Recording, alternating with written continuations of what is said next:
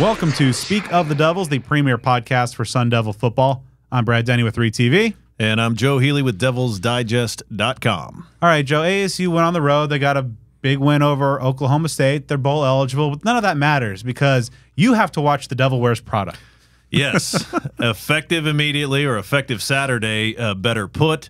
I have to add something. I don't know if it's in a Netflix queue. I don't know if I have to go. Do I have to buy it? Is that like an extra thing? Do I need to like pay for it and own this movie for the rest of time? I feel like Ralph might place that responsibility upon me. But yes, rejoice, Sun Devil fans, because there is some viewing up ahead for me. If you recall from a few shows back, that was placed on the line should ASU attain and reach bowl eligibility at any point this season, and boy did they do that with a resounding victory over Oklahoma State on the road. ASU will be bowling, but certainly that's not the end of their goals for this season, but it's a huge box to check. And then I'm going to grab some popcorn sometime soon. I think I'll let it be after the season, so it kind of be like a in reflection, maybe a good holiday viewing, something like that. But yep, Ralph, I might make you join me. We might have to live tweet it, but it will be done, that's for sure. Yeah, maybe like a Twitch stream or something. We'll figure it out that people can join in, and because I've never seen it as well, so it might be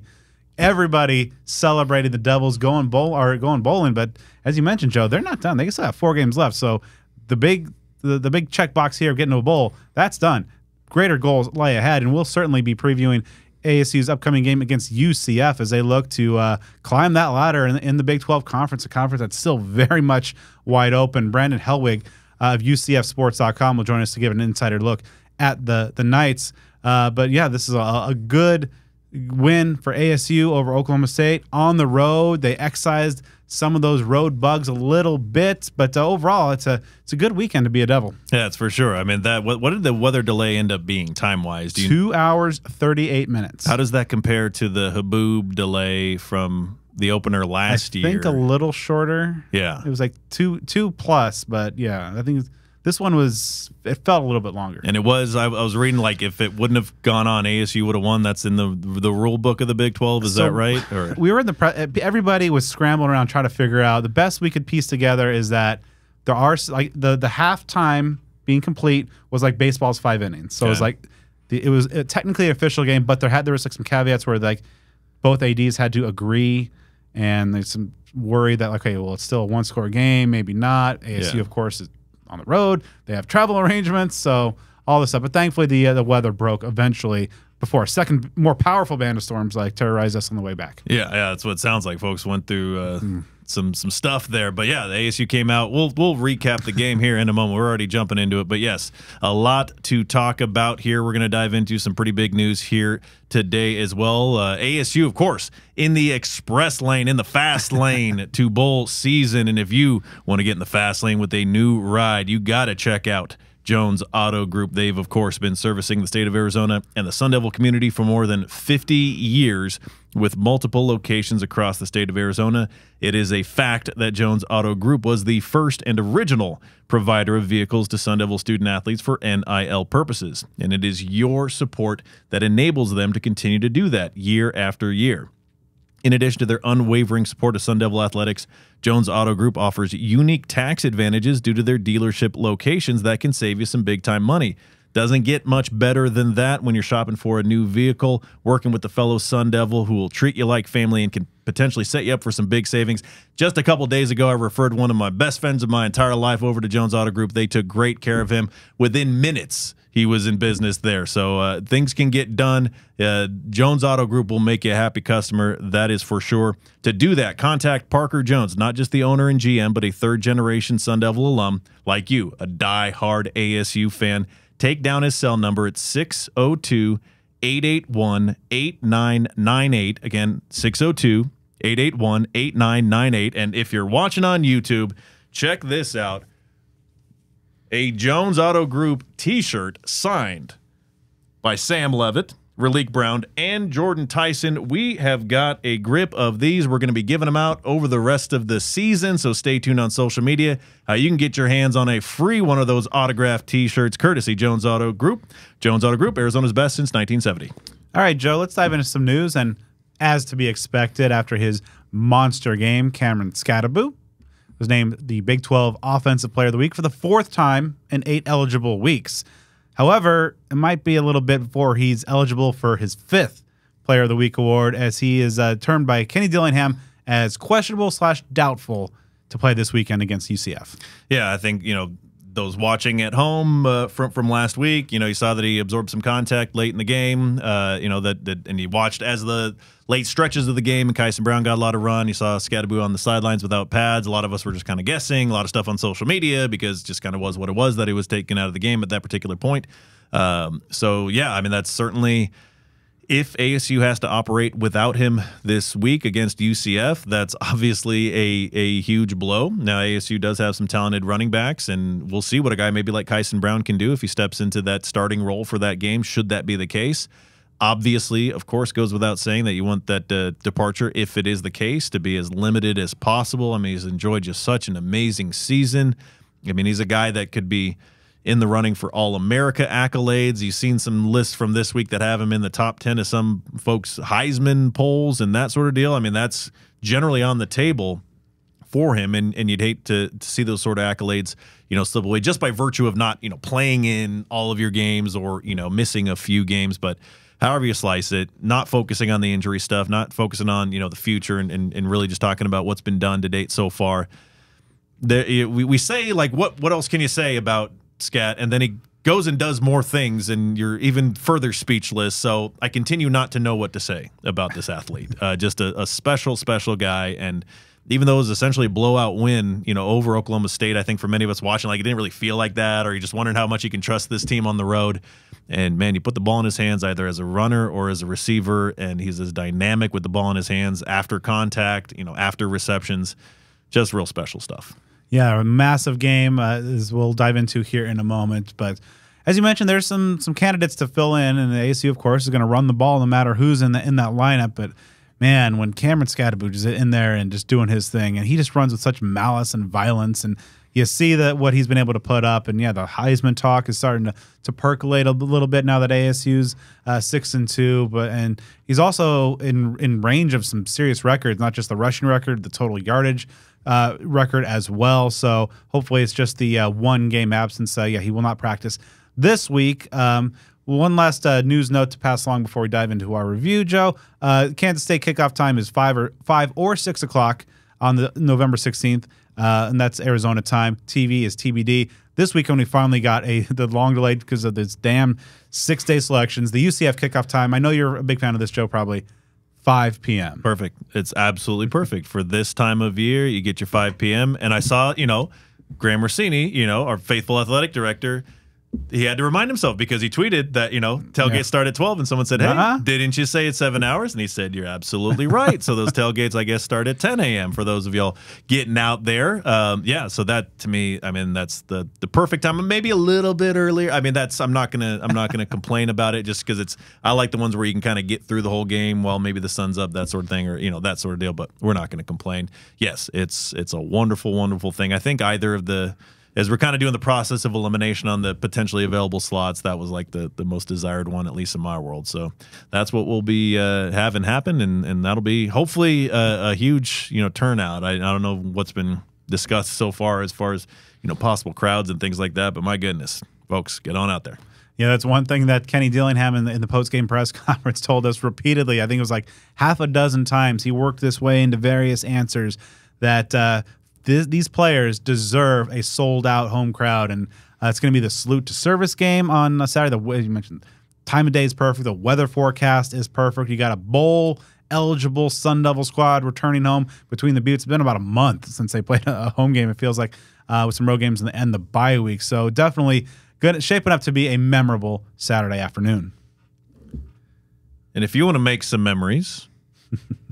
I'm just taking the easiest way to segue into this next ad. Become a subscriber of DevilsDigest.com and learn all about the Sun Devils and Sun Devil athletics. Obviously, we are at a time of year right now where there is a lot going on. Sun Devil football is rolling. They will be going to a bowl game, but they could win some more games and make the season potentially kind of special. I mean, it already is, but that could get even better, and you want to get in the know. You want to know what's going on. You want to hear as much practice report information as you can. You want to know about, what's going on with the team, what the depth chart's looking like, who's looking good in practice, what sort of things can we expect every single week. Obviously, of course, got basketball season starting for real this week as well. Going to get a lot of coverage about that as well. So this is really that busy time of year where it really pays to have a subscription to devilsdigest.com so you can know everything that's going on in Sun Devil Athletics. Obviously, doing that gets you access to content across the Rivals.com network. You can look into other teams, recruiting information. There's no shortage.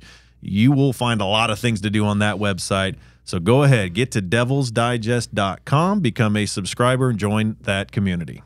All right, let's dive into ASU's 42-21 road victory over Oklahoma State. Getting some revenge after the Cowboys won the first couple of matchups in this what's now been a 3 consecutive year series. The Devils, I think before we even dive into like what happened necessarily in terms of stats and guys that played well or not, Joe, I think this is like another testament to the culture of this program of just this is a team that, as we've talked about at length, had some issues on the road, various kind of in self-inflicted capacity at Texas Tech, Cincinnati, even the win over Texas State. And then you throw in the huge curveball of a 2 hour, 38-minute weather delay and some field condition concerns after that. But this is a team that just did not show any of those kind of issues there popping up. I mean, this is, especially after the half, I think, and Kenny Dillingham talked about it after the game of just how he didn't even talk to his players for 90 minutes during that delay. That he trusted this team, the leaders on this team, to go out there and get the job done. And man, granted, it is a bad Oklahoma State team, or at least relative to their historic performance. But this is what good teams do to bad teams, and they throttled them. I mean, there was a garbage time touchdown to cut it to the half to cut into ASU's massive lead, but this was just a dominant performance from start to finish. Yeah, and I had my concerns. Like, all right, if they come out after the half, after this long delay on the road, this game to me, just from the start, and though I wasn't on the show, I had some personal business to attend to. I had my score prediction. Part of it was a little reverse psychology, but part of it was also like this team needs to prove something to me on the road. And so I just figured, like, man, this just sounds like that good old get right game for the other team, where you got a team on a pretty long losing skid, as Oklahoma State had a 5-game losing streak entering that game. Just felt like, man, the stars might align in a negative way there. And that whole narrative of a long delay coming back just seemed to, in my mind, maybe add to that. But obviously nothing could be further from the case because from the point that ASU stepped on the field for the second half, I mean, it was just full throttle dominance. Now, what I will say is what has to be a contributing factor to the second half dominance is I read on the internet that at halftime this team was fed some food, included in which is Whataburger. So if they all know anything about me, that is some food right there. So hey, they had a bang up second half after they got fueled with some Whataburger. I just like the math doesn't lie right there. So they're not a sponsor, and Burrito Express, if they would have been Tempe, you get our guy Angel to run some BE over to them. You get Spaghetti Shack from our boy Joey over there. They would have just dropped maybe like 100 points the second half alone. But I digress. All things considered, coming out of the gates that second half, that really showed me something. That showed an intensity and a focus in this team, just because we've seen the resilience factor, which has been huge. But there's something to be said for the foot on the throat factor, which has been a little absent. Games like Mississippi State, where they had to really withstand that heavy press, or games where they come back against Kansas. Again, great to have won those games, but to put away a team and keep them away. Obviously, this is the first time we've really seen that since the opener against Wyoming. So that was an impressive thing to see on the road. The foot on the throat phrase, that's exactly the term that was in my head just a moment ago, just because I think that to me is like the next step. Like showing you can throw a counterpunch when you face adversity. They've done that a few times already this season, but just that killer instinct, that Mortal Kombat finish and mentality that they showed off. Granted, that thankfully there was the holding call on the opening kickoff of the second half. That was good. But other than that, it was just absolutely the offense and the defense for ASU. And we'll get to the special teams maybe in a second, but just really handled them in the trenches, out wide, every facet. And it was really impressive to see, because I think the first half, as we'll dive in, ASU obviously gets off to the really good start and just kind of moves down the field, gets defensively gets the pick by Javen Robinson. But then, after for a while there, it looked like that same kind of mid to late first half issues might be cropping up again because the Cowboy offense got on track a little bit. It's 14-14 all of a sudden. But then I think really what impressed me a lot is that ASU, near the end of the first half, got the ball, was able to move methodically down the field, not only score the touchdown before the Stormfront moved in, but to do so in a game management way that left just like 16 seconds left on the clock to ensure, like, not only am I going to get mine, but you're not going to get yours. And like, how many times has ASU done that this year? How many times have they scored a touchdown like inside of a minute left in the second quarter that either created or broke a tie? Like, I think they did that against Texas State. I think they did that against Kansas, if I'm not mistaken. It's happened. It's been kind of part of the script. There have been a lot of things that have been duplicated and replicated throughout the course of this season. Some are not great, but something like this where, man, that is such a clutch thing to do, especially in a situation where, again, Oklahoma State got the ball after the half. So to be able to have the mastery to orchestrate that kind of drive, like you said, not just to get the points, but to do so in a fashion that left, there were 20 seconds on the clock when ASU got that touchdown. Not a lot you can do with that. Yeah, and just like the middle eight, as Kenny Dillingham has been harping on, that's one of his key tenets, is to win the middle eight. The last 4 minutes of the first half, first 4 of the second, and they did it yet again. They really are becoming really proficient in that, and that's something that good teams are able to do.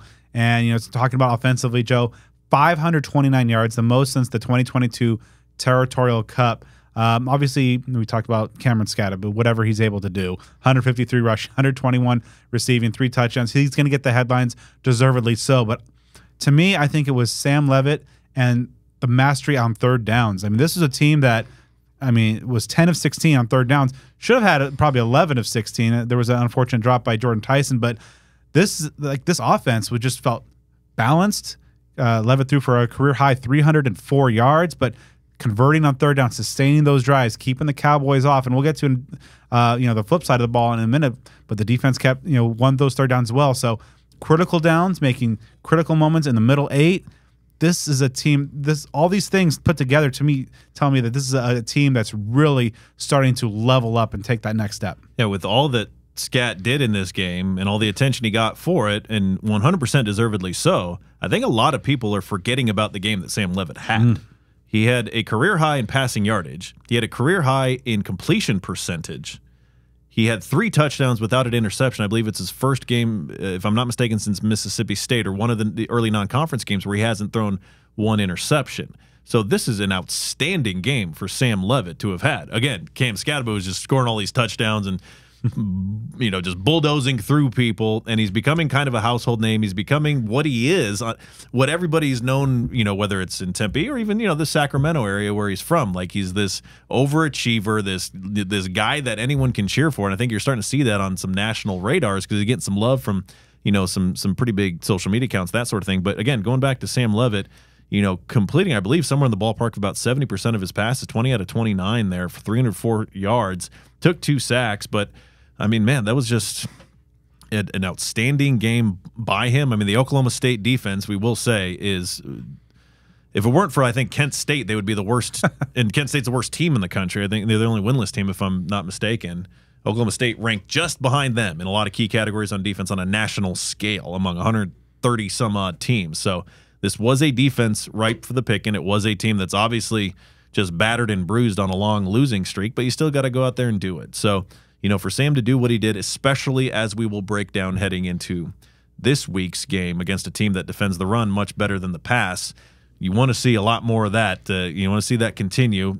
Not necessarily expect him to get 300 yards, 3 touchdowns, no picks every single game, but this was, really a coming out party for him that he barely got any fanfare for. It's the best game of his life, and people are talking about somebody else, but I'm sure that he doesn't really mind that. Yeah, and arguably his best play of the day came, with his feet. Didn't have a huge rushing game. Didn't, have one of those games where he's running for 70 yards and 8 first downs. But and the best run was not even for a first down, but on a 3rd and 9 in the first half near midfield.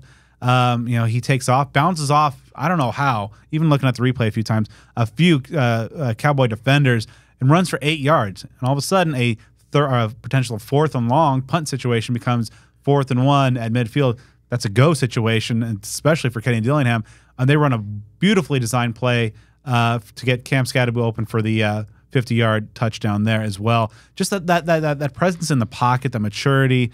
He did not look like a guy that's nursing back some busted ribs. But, man, just to see his growth, and every time he has a game like this, and of which he's had a few so far this year, you see more people, even like venerable Doug Tamero, saying he's seeing some of the snake in Sam Levitt. Yeah, and that 8-yard run, that was his long for the day. So, he didn't have these runs that we've seen earlier in the season where he's, breaking it for, 20, 30 yards, that sort of thing. And as you mentioned, he only had 5 net rushing yards, lost 17, obviously a couple sacks involved there, but showing you that he can do it a few different ways. If the run isn't necessarily there, or if you don't really need that, he can beat you with his arm. Like he showed that he can do that. And ASU is going to be playing some teams, over the remainder of the season where either he, will be able to, or will very likely be able to throw against them, or ASU will need him to do that in those games. So again, to have this sort of effort after the injury and the time missed, I mean, if you were to tell me that a quarterback in this game, one of them had 304 yards and one had 175 yards, with Alan Bowman as one of the statistically better quarterbacks in the country, never in a million years would I thought that Sam Levitt was the one with 300 plus and Bowman was the one below 200, but that's how it worked out. I'm sure ASU fans very happy about that. Closing out the offense, some areas that are a little bit concerning. I think the offensive line had a much better second half than the first half. It seemed like they were struggling with the run blocks a little bit early on, but kind of got things going a little bit. But other than Scott's 121 yards receiving, I believe on 4 catches, the distribution of the passes seems to still be around a trio of guys with a Scat, Jordyn Tyson, who had a touchdown on that first drive, caught 8 balls for 81 yards on the day. Shimon Mateo, the tight end, had 5 catches, tying his career high. But other than that, and Jake Smith had a 30-yarder, but it seems to be that trio of Mateo, Tyson, and Scat really just kind of taking the lion's share of the pass. I'd still like to see some more distribution there, but ultimately, when you put up 42 points and 500 yards, these are nice problems to think about and address. Yeah, I mean, ASU kind of is what it is at this point, and then they're rolling with what they have. I don't really expect them to. We've just seen this pretty much all throughout the year, and they've had their success with it. So it's kind of like, if it ain't broke, don't fix it. I would love to see more guys get involved. That catch by Jake Smith was an important one, a 30-yarder. Troy O'Meara got a reception. Just obviously, it's been a very quiet season for him. So there are some guys that you'd like to see, step up and contribute at a greater level. But ASU is showing that it certainly can function in the way that it's been functioning and be successful. All right, let's turn over to the defense, and some issues early. There, we're strong early, getting in. Javen Robinson got the pick, but ultimately Oklahoma State was able to put together back-to-back touchdown drives, and the pass game seemed to get going a little bit. But the Sun Devils were able to clamp down and really just were dominant in the second half after the break, holding the Cowboys to 58 total yards in the second half, before that garbage time touchdown drive, which we don't have to really count over there. And just like the offense, third downs where the Sun Devils won this game. They held the Cowboys to just 3 of 11 third down conversions. They held that run game in check. The Doak Walker Award winner, Ollie Gordon, had been starting to get up to speed a little bit. Not so against this Sun Devil defense.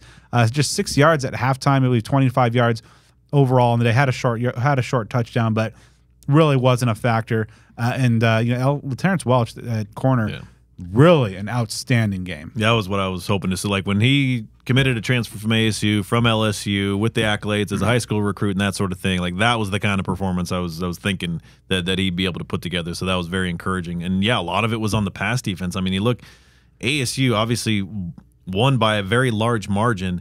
0 sacks, 1 single tackle for loss. I mean, if you look at, again, if you were to look at that box score, you would not think that ASU had the level of success that it did. Another big game for Caleb McCullough, leading the team with 9 tackles there. So it's one where there was just a lot of, even distribution as far as tackles, just a lot of guys contributing and getting involved there. But yeah, I mean, the pass defense was really something that was impressive there. LT Welch getting highly involved. I think he had like 4 pass breakups, if I'm not mistaken. Yeah, so 4. I mean, he's a guy that I think in watching him in fall camp, it kind of like, okay, this guy could be the ASU's best corner. Now, of course, that's not to say Abney and Robinson haven't been playing well for the season, but I think, when talk about like the highest ceiling guys at that corner position, Welch, for me, has been that guy, and I think it's good to see him start to show that out. Yeah, and that's the position group, obviously, on defense that we circled many, many, many times as we feel fine about everything else but this. And so to be, at this point in the season in a road game against an opponent that still can be difficult despite their record, for the pass defense to really stand out, especially with those cornerbacks, very, very encouraging. You're going to be playing against some dynamic offenses and some solid quarterbacks and some very good receivers coming up. So again, to see that, tremendously encouraging. Yeah, overall, just a really good showing by the Sun Devil defense, because the Cowboy offense hasn't been the problem for him this year. Hasn't been really the root cause of that now 6-game skid. To see ASU go on the road and put really just kind of hold them to 14 points during a time when the game was actually in question and mattered. Just overall, really, really impressive. So another big thorough test on this Saturday, as we'll get to, facing an offense that's just coming off a 600-yard effort. We should close out, though, the review on the special teams. Joe, we've talked about our concern there. They got bailed out on the second half opening kick return for a touchdown with a holding flag, but kicking game's still a mess. Parker Lewis got the nod for the Devils to start this game and missed a 47-yard field goal. No, I'm not necessarily going to ride a guy at the college level for missing from 47, but there's just some continued issues. Kenyon Floyd did not have his best day. Didn't have a terrible day like a few weeks ago, but just his better days are probably ahead of him. But just overall, specialty ASU was able to get away with it, having a kind of maybe below average special teams day, if not a bad special teams day. But man, it's got to get better, and time's running out. And even Oklahoma State had a solid punt return. I think that Ben Coleman got a tackle on. If I'm not, oh, did he? I know he got a tackle, and I think it was on that, because it wouldn't have been like an interception return because he didn't throw a pick. Turnover. So yeah, it was a 37-yard punt return that Oklahoma State had. Yeah, I mean the kicking issues, obviously, if you miss it, you can't be happy about it. When you're going past 45, that's a little dicey for most folks. It just doesn't help when they've had the issues they've had, and it would have been really encouraging to see that happen. I believe that's Lewis's first field goal attempt this season, if I'm not mistaken. Probably his first in a very long time too. It is, in live action. Kenny today did mention that Lewis will be the guy getting the first crack at it going forward. Gotcha. Yeah, so he probably hasn't kicked since 21, or because I think he was at Ohio State for 2 seasons. I don't think he ever attempted a field goal, if I'm not mistaken. So when he was last, so again, obviously he's been playing in every game and doing well in kickoffs and that sort of thing. So, once again, we are where we are in the season, and I don't know if anybody's going to be, walking on from the classrooms of Arizona State to come and be the next Zane Gonzalez or anything like that. So, we will see how this treats this Sun Devil team as things go. We're still not yet at the point where I think the kicking game has officially lost ASU a game, but we'll see how things progress. Yeah, obviously you just want to see some hope. At this point, honestly, I just want to see them just be able to make stuff inside of 40. I don't feel like that's a really high ask. Yeah, but so obviously the concerns remain there. But Joe, just overall, just for a lot of the questions that we had about this team, we know that they were ahead of schedule, that they're having a good season, but some major questions remain about, can they get it done on the road? And they took care of a bad team on the road in a very convincing fashion. Now, it's some tougher challenges away. I mean, that trip to Manhattan just a couple of weeks away. But I mean, this is a team if they can, they're checking a lot of boxes for me in terms as the season goes of just I need to see this, I need to see that, and what they put forth offensively and defensively in Stillwater, that checked a few of them for me. Yeah, and that's, if they were to win one more game, they go 500, because I believe they have 6-6 split home and road.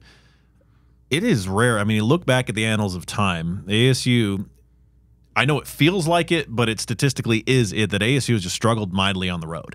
And even to go 500 on the road is, quite an achievement here. So if they were to get, one more road win, then at a minimum you're reaching that. And that's something that, again, would be a spectacular box to check. Now, obviously, there's 2 road games remaining, and one of them ASU fans, they want them to win both, but there's one they really want them to win. So Yeah, it's really remarkable, and this game against Oklahoma State, proved a tremendous amount, because I still had that concern, like, okay, are they going to continue to go through these first half issues? Is it going to just be this thing that we've seen just through the history of watching Sun Devil football of, when a team is just down on the ropes, that's when they have the best game of their life, and ASU doesn't stand a chance. That certainly wasn't the case. If anything, it was the opposite. And ASU, as we mentioned earlier, put the foot on the throat in a significant way there. So that showed a very different side of this team, because now you're just, you're playing with such a limited remaining space in a good way, to where it's like, okay, all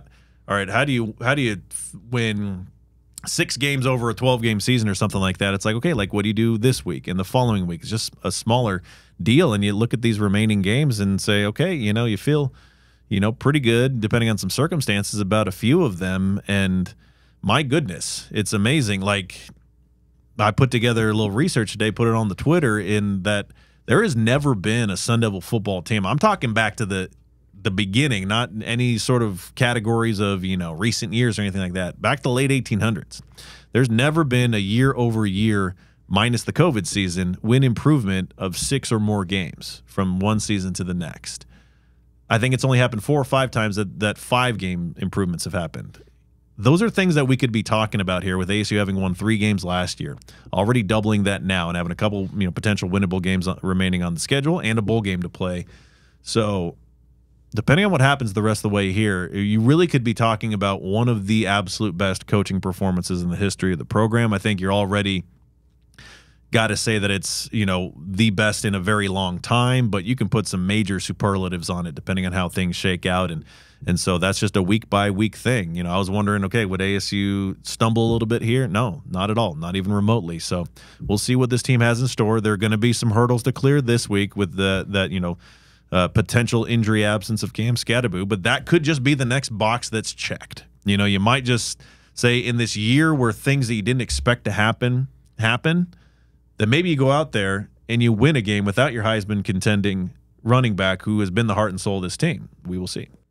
So before we talk to a couple of key Sun Devil players, let me talk to you about the good folks at the good brand, homefieldapparel.com. 'Tis the season, with the cooler weather finally coming to the Valley, and it's a great time to dive into their massive ASU collection, and a collection for over 200 schools for all your holiday shopping. Premium, vintage, collegiate apparel, everything you want: hoodies, t-shirts, joggers, cool new coaches jackets, some awesome ASU hats as well, plus new campus classic pullovers, kind of a retro 90s design for 57 schools. And maybe we'll see if ASU cracks that lineup a little bit here in the future, but already just so many cool things at Home Field Apparel for your Arizona State needs. And best of all, you can get 15% off with offer code SUN24, SUN24, at checkout at homefieldapparel.com. Get to 15% off your first order. Now let's talk to a few of those key Sun Devils that made a big difference against Oklahoma State and are looking ahead to UCF, starting with wide receiver Jordyn Tyson. So what did you do during the 2.5-hour unexpected rain delay? I was just chilling. We had watched all of the first half, took notes, made some adjustments since we had all that time. Just was chilling for real, got off my feet. Didn't want to come out and be tired, dead legs and all that. So just chilling for real, kind of just be patient. Was it hard to kind of get back into that competitive mindset, after such a lengthy delay? Yeah, it was a little bit, but just came out kind of focused, so it wasn't too hard. How good was it just to have Sam back in there leading that offense? Man, amazing. I miss being out there with 10. Just a great leader, does all the right stuff. So, yeah, it was amazing. Needed him. Obviously, you guys, cap off that first drive with the touchdown connection. But later on, he had that run on the 3rd and 9. He had that broke like 3 tackles to set up the touch on 4th down. What does it mean from like a player's perspective to see your quarterback, just doing like that? Obviously, he's not 100% with that rib, but able to tough it out and make a play like that in situation. Shoot, it was crazy. I was looking back, I was in shock. I was like, dang. Like, he broke 3-4 tackles and then almost managed to get the first down. And we went for it on 4th and 1, ended up being a touchdown. It was amazing. He's just a playmaker.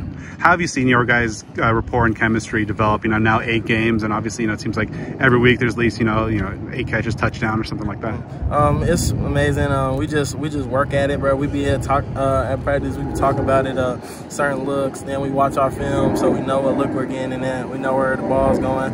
So it's amazing. Just putting in the time and the effort. How good was it to get maybe the monkey off the back in terms of just like the issues on the road and just going on the road and having not just getting a win, but a win in such a dominating fashion? Yeah, I think that was the best we prepared on the road. I think we came out ready to play, and shoot, the results happened. Tough one on Saturday night against a UCF team that's coming off a big win. When you look at what they like to do defensively, what are some things that really jump out to you? It's kind of similar to our defense, so I've kind of been going against it for a while now, to be honest. So I shouldn't see anything I haven't seen before, and I should know what they're doing. Jordyn, how about your rapport with Sam? It seems like game by game it's just getting better and better. Can you talk about that? Man, he's just a guy, bro. Like, he never puts me in a bad spot, bro, like to get hit or just makes the wrong read and then ends up being a pick. He never does that, bro. Whenever he throws me, it's the right read, and so I can trust him, and then just gotta catch the ball for him. If Scat doesn't play, is there a sense that everyone else, not just the other running backs, but receivers, tight ends, quarterbacks, everybody has to step up? Yeah, I don't think the game plan is gonna probably adjust a little bit. I don't know what they're gonna do, but shoot, everybody got to step up. Scat's an amazing player and he shows out every week. Just next man up mentality. Yeah, the confidence of this team though must be growing game by game. Can you talk about that? What your sense of the team vibe is right now? It sure is. Like, we're coming to every game knowing we're gonna win, or shoot, y'all gonna have to beat us. Y'all gonna be in a dogfight. So, just coming out with that winning mentality, knowing that we got a quarterback that's gonna get us there, and we got playmakers around him that's gonna make plays. What does it mean? Can you put it into your perspective for this team to be bowl eligible in just Kenny's second year as the head coach? It's crazy. I was here last year. I didn't play because I was hurt, obviously, but I seen it all, bro. I seen what the culture was like. I seen what the players was doing, and it's just completely changed. It's completely flipped the script, bro. We got people that care, that come out here to work every day on Tuesdays, Wednesdays, Thursdays. We got people that come out on Saturdays with that dog mentality, and that's the reason why we're winning games. Do you think it's that culture, the big reason for the quick turnaround? Yeah, I think it's the culture, and to be honest, I really think like we got players on this team that truly care, like truly care about football, truly loves the work, truly loves everything that come with football, and I think that's why we're winning. Everything's just more fun when you're playing like this, facts, isn't facts. it? And all the wins, you ain't gotta be on the bus all sad. We was on the bus happy this time. The plane ride home wasn't too bad. Nah, either, it was amazing. Yeah. So obviously, in addition to catching those big passes and getting in the end zone, but he's kind of the dirty work. On Scat's big touchdown, you were amongst the guys, kind of leading the way, making the downfield blocks. How's that kind of maybe Hines Ward influence kind of really taken hold after 8 games? That's just the standard. Big plays happen because receivers are blocking downfield. So like just getting Scat to that next level, and he sees the second level, and he can just cut off of us, bro. We make it easy for him. Just being unselfish. We have a lot of unselfish players. Mel Kwan's one of the most unselfish people I've ever met in my life. He blocking for 1 now for me the whole game, bro. He don't never complain, none of that. He's blocking downfield for Scat, never complains, bro. We just got unselfish people that's gonna do their job and do the standard every play. It's been about a month since you were playing a home game. How much does that energy have an impact on a game? Shoot, I think we play amazing at home every week, every time we go home. So I expect the same thing this week. All right, so how did you spend the rain delay? Rain delay, I think I was in a training room. I went to go take a nap, and then somebody woke me up, so I couldn't sleep anymore. So then I was just sitting there. I think I gave some Whataburger, Jimmy John's. So I was pretty much just eating and chilling the whole time, really. Refueling, really. So was it difficult at all to kind of, after such a lengthy delay, to kind of, get back into that competitiveness and the intensity of game mode? I mean, once you have something to play for, obviously football, every time you get on the field, you kind of get that motivation. Obviously, I wouldn't say everybody was, like, when we first were told that we're about to go out, I don't think everybody was actually ready, prepared, because everybody probably had their mindset that, I don't know if we're going to be able to restart this game. But then once we were told we were about to restart it, then it was like, all right, we're ready, let's go. So that's when everybody's mind flipped, the switch flipped, everybody locked back in, refocused, and went out there and finished the game. You guys did a great job against the run, shutting down the reigning Doak Walker Award winner. What were some of the keys to that performance of just really kind of limiting the Cowboys on the ground? Just doing our job, doing our 111, dominate up front, just playing team football, really. Just doing what we do week in, week out, just making sure we get the job done, execute. obviously getting that 6th win, bowl eligibility, getting back the Devils back to the postseason for the first time in a while. What did that mean from a player's perspective? It means a lot, but that's not our main goal here. We didn't start this season off by saying we're trying to get 6 wins to make it to a bowl. So the job's not finished. We still have a lot more to accomplish and a lot more games to win. Did it feel good though, just that you maybe get that one thing checked off the list? Oh, for sure, without a doubt. Every accomplishment you need to look at it and appreciate it. So we appreciate it, showed appreciation. We were happy for it, and now it's time to move on. It was last week, so now it's time to move on and continue to work day in, day out. What are some of the keys to, having that road performance? Because obviously, as Kenny was talking about, sometimes the road performances doesn't necessarily match the home performance as well. But, what it means to just be able to go out there and, get a dominating victory away from Tempe? It shows that we're improving. Obviously, we knew going into the bye and coming out the bye that we needed to get a win on the road. We need to find some way to get energy on the road and how to compete on the road with the same energy and intensity as we did at home. So it was good that we were able to do that and have that same energy, intensity, play hard, the same way we did at home. So now we just need to let it flow over and just make sure our home games and our away games, same intensity, same energy, just bring it juice the whole time. How do you feel the D tackle group is coming along? Now 8 games into the season. Jacob, Jeff, Zach in that group as well. We're getting a lot better. We're maturing. We're healthy now, so we're full strength, full capacity, so we can rotate the guys in and out. There's no drop off. So each group, we have full confidence in each group. So just each group going in, going out. Just play hard as you can while you're in, and then you'll get subbed out when you're tired. So it's good to have like that flow of, all right, I'm gonna play hard as I can for the team. All right, now coach gonna sub me out. So it's just good to have that, so everybody can play hard. What's the motivation now for you guys? You talk about already having the bowl game checked off, but it's just that's last week on the next week. What's the motivation now? What's pushing the team along? It's really our culture. Our culture is ball the team, finish. So we just have to go day in, day out. Just think about those things, and obviously, we were picked 16th in the Big 12 beginning. We still haven't forgot about that. Each game before we start in our team meeting, when we go over a team, we see like coach keeps 16th at the bottom. So we always play. We play with a chip on our shoulder. That's what's pushing us. So just keep playing with that chip. Keep playing with energy, playing hard. So that's our identity. So we just got to keep playing with that identity, that culture.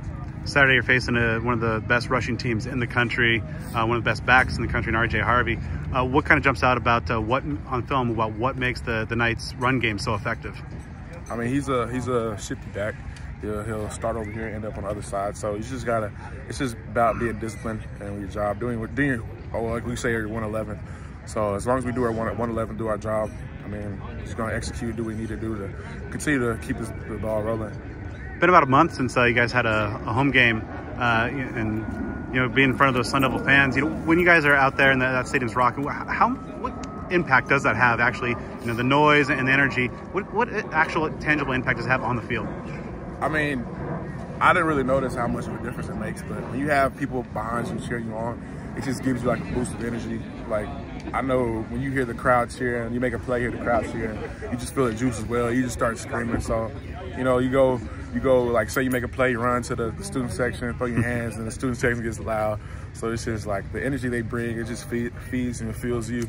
So, it helps a lot for sure. I didn't really notice, especially compared to last year, going from last year to this year, seeing the Valley activated, it's a sight to see. It's so fun. Now, before we jump into the Know Your Enemy segment, this one goes out to the homies. If you're looking for some fire food from a restaurant owned and operated by diehard Sun Devils, you got to make Burrito Express your local burrito joint. BE is a family-owned business that began in 1995 with a combination of authentic recipes, competitive prices, and a comfortable atmosphere. All that makes dining with Burrito Express a unique experience. Now, you've seen their passion on social media, you've seen how incredibly active they are with supporting Sun Devil student-athletes with a multitude of NIL deals. Come on. Cam Scatterbull, fueled by the burrito, so you got to be fueled by that as well. It's safe to say if you're part of the Sun Devil family, Burrito Express is a business well worth your support. And, of course, by the way, their food is top tier all the way. There are no misses on that menu. Burrito Express has 7 Valley locations, 2 in Gilbert, 1 in Mesa, 1 in Chandler, 1 in Scottsdale, a Tempe location near Kyrene and Elliott, and that ASU location near Rural and University about a half mile from Mountain America Stadium. They're open from 7 a.m. to 3 p.m. Monday through Friday, while some locations are open as early as 6 a.m. during the week, and they're open from 8 to 3 on Saturdays and Sundays. You can order online at theburritoexpress.com for pickup or delivery, and be sure to give them a follow on social media. You can get them on Twitter and Instagram at BurritoEXP and on TikTok at BurritoExpressAZ. One of ASU's new conference rivals is Brandon Helwig, publisher of UCFsports.com, part of the Rivals Network. Brandon, thanks for coming on. How are you today?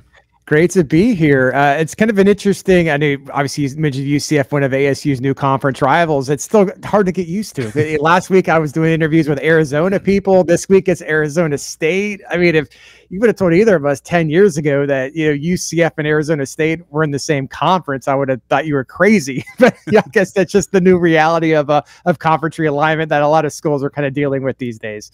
Yeah, kind of on that note, what's been kind of the reaction of the UCF fan base? Obviously, a lot has changed in the sport collectively, but 5 years ago, if the Knight fan base has been told that, oh yeah, you're heading out to Tempe to take on conference rival ASU in a couple of years, how do you think that reaction would have gone over? I mean, I think people would have questioned, what happened to get to that point. But UCF fans love this. I mean, they've been, whether it was, the Big 12 as we knew it, last season or what it is today. I mean, they just were happy to get the call up to the major leagues, so to speak, just kind of being at that group of 5 level. They had kind of done, they had, I just told you off air, UCF had been in a couple of Fiesta Bowls. So they kind of feel they had done enough to earn a spot, I guess you could say, at the Power 5 level, but to finally get that opportunity after Texas and Oklahoma leaves, and the UCF fans are just excited to be, part of that group of college football. But specifically for the Four Corners, I know our fans were very excited just because of the, tourism opportunities, I guess, that come with, with these schools. I think this will be one of the bigger UCF traveling contingents. I know a lot of people are making plans to go golfing. They're making side trips to Sedona. UCF fans have maybe kind of made this trip a couple times before with Fiesta Bowls, but I know they're really excited about, being in the same conference as a school in Phoenix, Metro Phoenix.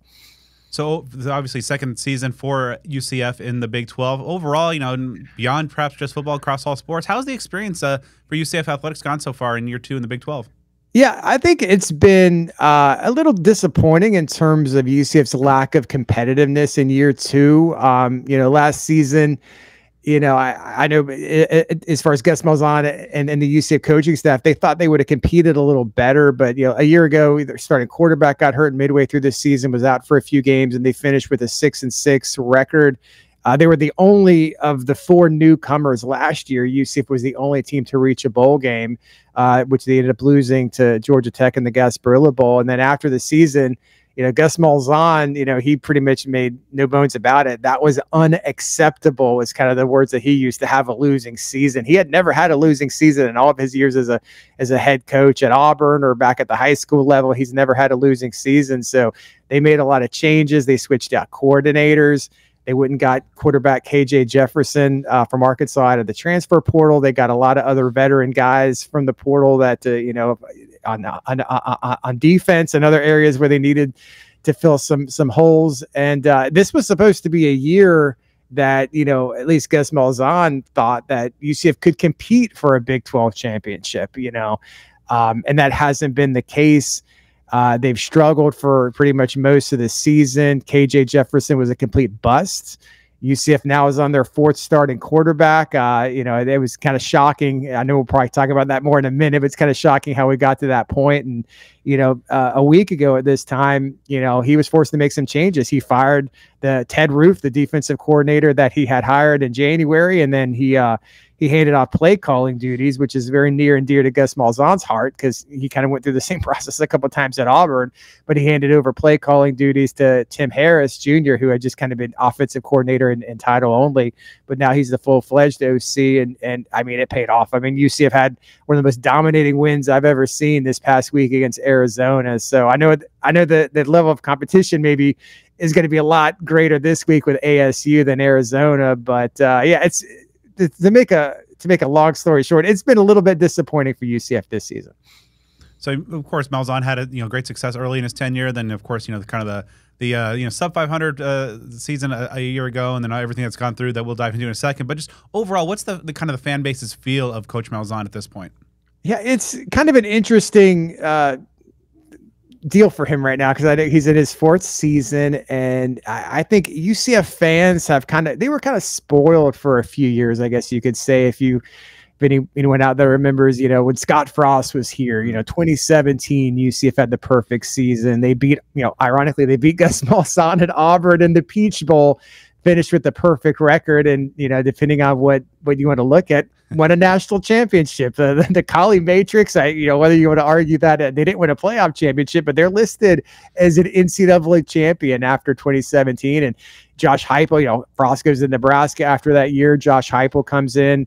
Mackenzie Milton still, the starting quarterback, he stays, and they go have another, regular season, an undefeated record again in 2018 before going to out you guys away Glendale and losing to Joe Burrow at LSU in that Fiesta Bowl. So that string of conference championships and just winning at a high level, I think some UCF fans kind of were conditioned that it's always going to be that way. That's the expectation going forward. I know those are some tough shoes to fill, but it's been kind of, I think fans have been frustrated with Gus because, there was opportunities. You could have won, the American Athletic Conference Championship in 2022, which was, the last year before UCF made the move to the Big 12. They made it to the championship game, lost to Tulane. But there's always questionable things that fans go back. They lost the home game to Navy. I mean, I know Navy, it's with their option and everything they do, it's always kind of difficult to prepare for, but they were not a good Navy team that year, and they lost the home game inexplicably to Navy. If they win that, they host the conference championship game, and maybe that conference championship a little bit different if it's a home game. So I know some fans were kind of disappointed that they kind of, had an opportunity to win a conference championship on the way out and did not. And I think fans were willing to kind of, understand what happened last year in the Big 12. You're making the step up in competition. Maybe the depth on the team wasn't where it needed to be at a Power 5 level, but they had a lot of optimism that, things were going to turn around this year. And, Gus Malzahn, kind of sold that, with getting KJ Jefferson from the portal, and he was taking back play calling and everything else, and it just didn't work out. So right now I'd say fans are pretty frustrated, I guess you could say, on how it's worked out so far. Now we'll talk about the big win over U of A here in a second, but, obviously that 5-game skid just really kind of put a damper on things. What were some of the primary factors in UCF's losing streak? Yeah, it's really just not identifying who the best quarterback on the roster was. I think that kind of where it starts, because UCF has a really good running back in RJ Harvey, but if that's the only thing that your offense has going for it, it's pretty hard to when you're one dimensional. It's kind of easy to shut that down, and that's kind of what we saw through this middle part of the season. They went with KJ. Kept on hoping that he would kind of turn it on. I mean, he's done it in the past. He's had good stats at Arkansas a couple years ago. With Kendall Browse was their OC a couple years ago. Put up some pretty good stats. But just, I mean, I don't know if anyone really knows what why he lost it. But he just was not the same quarterback this year. UCF started the season like a lot of teams do with an FCS opponent. They played New Hampshire on that first Thursday night, and that was one of the worst quarterback performances from a UCF QB I had ever seen. I mean, KJ was inaccurate. He couldn't hit the side of a barn. Easy throws, short passes. I mean, he looked terrible. The ball should have been intercepted 3 or 4 times. It would have been if UCF would have been playing a team that maybe wasn't at the talent level of New Hampshire. But yeah, they did turn it around. They did have a comeback win at TCU in week 3. But they probably stuck with KJ Jefferson too long. Prior to the Cincinnati game, early October, they decided to make a switch, and they went with it still doesn't make a lot of sense. They went with a 17-year-old named EJ Colson. He's a true freshman. He should have still been in high school. I mean, he was initially a 2025 commitment. He had a lot of credits, and he was able to graduate high school early. So he came in, this August and enrolled. So they started him. He played a couple series. The running back on that series, it wasn't RJ Harvey. Another running back fumbled the ball and turned the ball over. So then they went with Ja'Curry Brown, who was a transfer from Miami. He was a guy who initially thought he would be in the mix at Miami, that if you remember, they got Cam Ward kind of late in the process. I think middle of January. They got him kind of later on.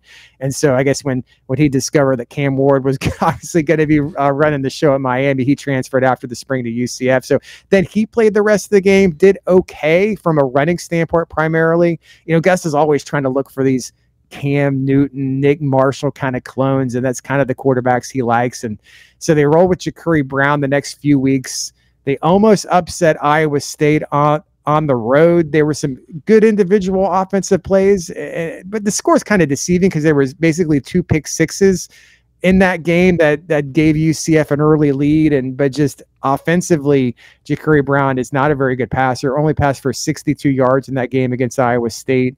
Did not look good at all. And then the week later against BYU at home, I know BYU's having a really good season, obviously, but it just wasn't working from a passing standpoint. They took away his running ability, so he really wasn't able to do much.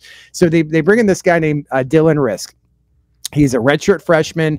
You know, he's been here, you know, last 2 years. He was never mentioned as being in the mix to start at quarterback. You know, they're talking about KJ, they're talking about EJ Colson, they're talking about Ja'Cory Brown. So all of a sudden he gets in the game the last couple drives against BYU. And depending on who you ask, I don't even know if that was by design. I think EJ Colson might have gone in there, but he's a freshman and they're trying to, you know, preserve the red shirt. You can play in 4 games. And I guess there were some people that said they asked EJ to go in and he didn't want to go in because he didn't want to burn another game because he had come in for 1 snap against Iowa State because Ja'Cory Brown's helmet came off. So he'd already played in 2 games at that point and didn't want to waste it on, you know, the garbage time basically at the end of this BYU game where UCF was going to lose. So they put in Dylan Risk. And he looks amazing that he could. I mean, it's kind of funny to say this because a quarterback that actually can throw the ball, can look downfield and make plays happen. You know, go through reads because it seemed like with KJ and Ja'Cory Brown, there's one read if Kobe Hudson, who's UCF's best receiver, if he's open or they think they got to play there, they'll pass it. If not, they'll just start running. But you know, Risk was able to you know look at multiple receivers, make throws to different guys, move the ball down the field. So he kind of shocked everyone with the kind of performance that he had at the end of the BYU game. So after that, you know, these changes happened with coordinators, you know, Gus assigning play calling duties to Tim Harris. So then they decided to go with Dylan Risk as the starting quarterback going into last week against Arizona. And his stat line, I mean, I haven't done the research on this. It may be kind of difficult to do, but for someone making their starting debut against, you know, Power 4 competition, I mean, it was amazing what Dylan Risk was able to do. His PFF grade, if you guys are familiar with that, was I think it was 90.6, which is like an elite grade. He was part of one of the highest graded quarterbacks this past week. He was, I guess, final stat lines in front of me. He was 20 of 25 for 294 yards and 3 touchdowns. Also rushed for 55 yards, but he didn't make any. Excuse me. He did not make any mistakes at all. He passed the ball extremely well. And I think for UCF fans right now, they're wondering, well, where was this guy? You know, Gus Malzahn, he's been here the whole time. Like, you didn't think this guy was starter material. Now it's going to be really hard for him to continue that. I mean, he's going to go on the road against a much better team this week against Arizona State. But some people are kind of questioning some of the quarterback coaching that's gone on behind the scenes. This guy was pretty much an afterthought and has looked like the best quarterback UCF's had in years. So obviously another component of there, you mentioned all the things that Risk brings to this offense, but another component, of course, is the change in offensive, or at least play caller, you know, with Tim Harris Jr. taking over. How much of an impact do you think that played in the success that Risk and the entire Knight offense had? I think that made a huge difference. You know, Tim Harris, this is really the first time he's called plays. He was a longtime high school coach. If you're in Florida, his name, you know, has a lot of name recognition. His father has been a longtime head high school coach in the Miami area. Tim, you know, he initially started coaching under his dad, and then, you know, has come up through the coaching ranks here in Florida. He coached at FIU. He was at UCF for a couple years with Gus when, 21 and 22 when Gus first got here. Then last year he went down to Miami. He's a Miami alum. He attended Miami and then came back this past season to be offensive coordinator. But it was, how it's been with Gus. You might give someone the title of offensive coordinator, but you really don't have control of the offense. You're not calling plays. But when he would decided to hand over those duties last week, that was the first time Tim Harris has called plays in college. He was going to be the OC at FIU back in 21, but he had accepted that, and then he had left. Then he left a few weeks later to come to UCF. So he never actually did it during a season. But just the play calling, it was a lot. It seemed like there was more flow and cohesion. It seems like when Gus calls games that there's just they're burning timeouts because they can't get plays in. They're, guys are running on and off the field. They don't know where you're supposed to line up. There's always a lot of confusion and different things that people just kind of get frustrated when they watch Gus Malzahn called games. But none of that happened. There was a really good flow to it. UCF performing in the red zone had been a major issue with UCF this year, but the red zone play calling was great. I mean, they pretty much, I don't have the stats in front of me, but every time they got in the red zone, I'm pretty sure that they scored against Arizona. I know everyone's kind of trying to put a tampered down expectations a little bit because Arizona's not having a very good year, as you guys know, that it probably won't be as easy this week. But I think people are excited that you feel like UCF has a real team now. This was what we expected when the season started, that you're going to have, UCF rolled up 600 yards of offense against Arizona. That hadn't happened. I think I saw the stat in Big 12 conference games. That's the most the most total offense that anyone has had in any Big 12 conference game this year. So I think people are pretty excited about to see what would happen, because UCF they have to go on a roll here. They have to win. Well, they went into it having to win 3 out of the last 4. They got the Arizona win, so they got to finish 2 out of 3. They're going to have to win a road game, whether it's this week at Arizona State or the following week at West Virginia. They got to win one of those and then have an opportunity when the Black Friday, when the Utah Utes come to town on Black Friday. So they're going to have to win one of these road games if they want to, try to get to 6-6 and bowl eligible.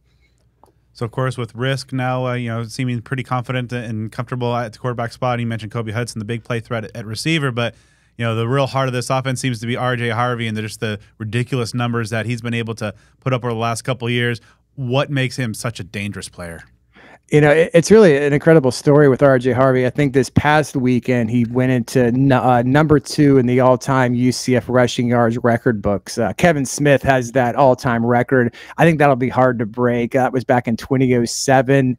Kevin Smith that year almost came close to breaking Barry Sanders' single-season rushing mark that year. But yeah, R.J. Harvey, he was a local guy from the Orlando area. He played quarterback in high school. Wanted the opportunity to play quarterback. He goes to Virginia because UCF, that's when Heupel was still here. They recruited him as a running back, but he goes to Virginia. They how it goes sometimes. They tell him you can play quarterback. He's there for like 2 weeks and they're moving him to running back. So when that season was over, he transfers down to back home to UCF, because I think he said if he was going to play running back, he just would have gone to UCF to start off with. But he's kind of had some ups and downs through his career. I think back in I want to say it was 2021. He was on pace. He was going to most likely be UCF starting running back. And about a week before the season, he tears his ACL.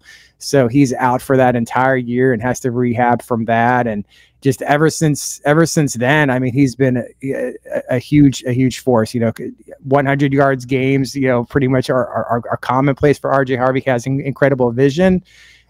Just speed, he'll go down.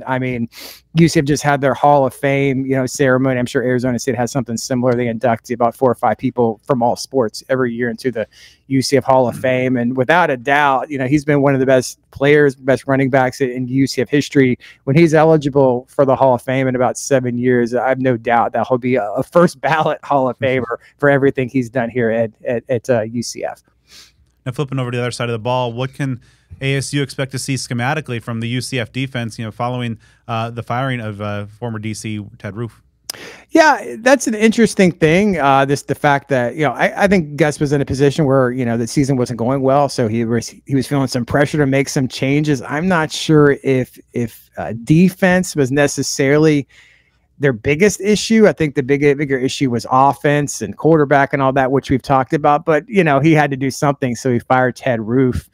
And then he promoted Addison Williams, who had been the defensive coordinator last year, and UCF struggled mightily in their first year in the Big 12. But, there were some issues. I don't think the talent and the depth was not where it needed to be last year, which, if you're a first-time defensive coordinator like Addison Williams was, made it a lot more difficult last year. So, but Addison Williams, I mean, I think most coaching staff have guys like this. He's a really good recruiter. He's pretty much recruited the entire defense.